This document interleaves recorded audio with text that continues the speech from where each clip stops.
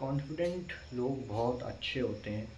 ऐसा आपने सुना होगा, देखा भी होगा कि यार एक बंदा है वो बहुत ज़्यादा कॉन्फिडेंट है, तो सोशल जो सर्कल्स होते हैं वहाँ पे वो लोग बहुत अच्छे से स्टैंड आउट करते हैं।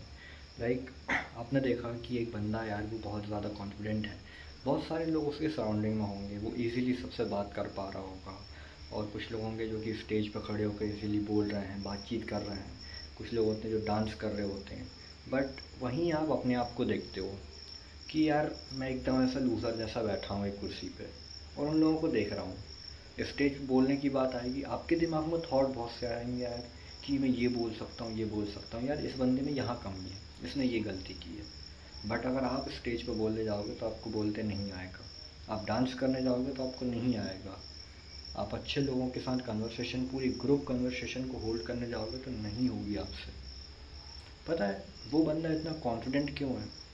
क्योंकि उसने ना इस चीज़ की ज़्यादा प्रैक्टिस करी होती है। लाइक अगर मुझे स्टेज पे बोलना है और मैं एक बहुत ज़्यादा अंडर कॉन्फिडेंट बंदा हूँ, मुझे नहीं आता है, तो मैं क्या करूँगा? ट्राई करूँगा स्टेज के पास ऊपर जाके बोलने की। राइट, अगर मुझे कोई कभी कुछ नहीं आया, मुझे सिर्फ ऐसा चांस भी मिलता है ना छोटे से छोटा कि मुझे अपना इंट्रोडक्शन देना है, तो मैं जाकर बोलूँगा। कई बार ऐसा होता है कि हम लोग ऐसा स्कूल में हैं या फिर क्लास में हैं, ठीक है, हमें मैडम ने खड़ा कर दिया कुछ बोलने के लिए कि तुम इस क्वेश्चन का आंसर करो या पढ़ो। बहुत से स्टूडेंट मैंने ऐसे देखे हैं कि जिनको आंसर पता होता है बट वो नहीं बोलते हैं क्योंकि उनको बोलना नहीं आता, वो अंडर कॉन्फिडेंट होते हैं। ऐसी छोटी छोटी चीज़ें आप करते हो ना, लाइक कि अपना इंट्रोडक्शन दे रहे हो या लोगों से बात कर रहे हो, ये चीज़ें आपके कॉन्फिडेंस को धीरे धीरे बूस्ट करती हैं।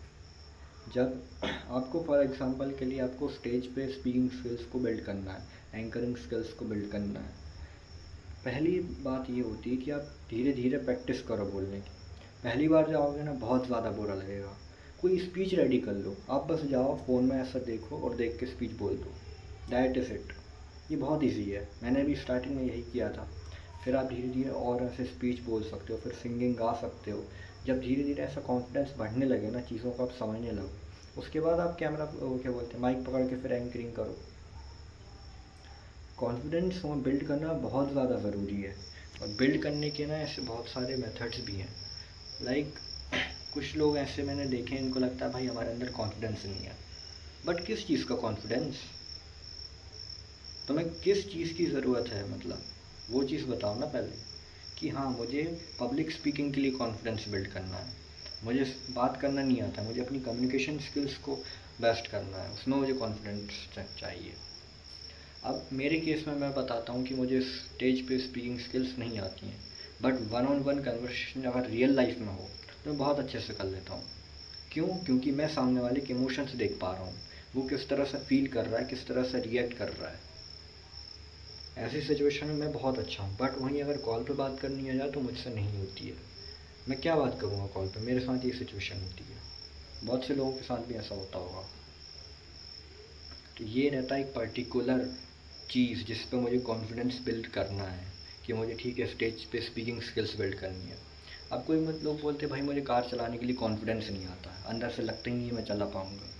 वहीं मैं हूँ भाई, मैं 4th क्लास था जब मुझे मेरे पापा ने कार चलाना सिखाया था, मतलब जीप चलाना सिखाया था। फिर मैंने धीरे धीरे आया 7th क्लास तक मैं सिटी में चलाने लगा। अब कोई मुझसे बोले कि भाई तुम्हें कार चलाने के लिए कॉन्फिडेंस या फिर ऐसी कोई चीज़ की ज़रूरत है, मैं कहता हूँ नहीं, मेरी बॉडी अपने आप खुद चला लेगी।